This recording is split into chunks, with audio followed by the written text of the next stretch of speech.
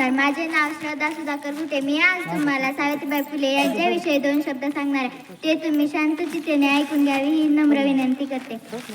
प्रथम शाळेची घंटा होतीनेच वाजवली, प्रथम शाळेची घंटा होतीनेच वाजवली, साऱ्या भारतामध्ये कीर्ती होतीनेच गाजवली, साऱ्या भारतामध्ये कीर्ती होतीनेच गाजवली. दरवर्षी 3 जानेवारी रोजी सावित्रीबाई फुले यांची जयंती बालिका दिवस म्हणून साजरी केली जाते. सावित्रीबाई फुले या भारतातील पहिल्या महिला शिक्षिका, थोर समाजसुधारक आणि कवयित्री होत्या. त्यांचा जन्म 3 जानेवारी 1831 रोजी सातारा जिल्ह्यातील नायगाव या गावी झाला. सावित्रीबाई फुले या स्वतः निरक्षर होत्या, परंतु लग्नानंतर त्यांचे पती ज्योतिराव फुले यांनी त्यांना लिहायला वाचायला शिकवले.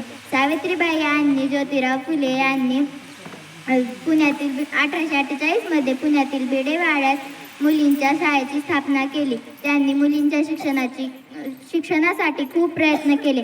जाता जाता एवढंच म्हणते की सावित्रीबाई फुले महान, शिक्षण दिले सर्वांना समान. सावित्रीबाई फुले महान, शिक्षण दिले सर्वांना समान.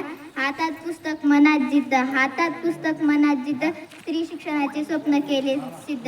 भारत माता की जय, भारत माता की जय.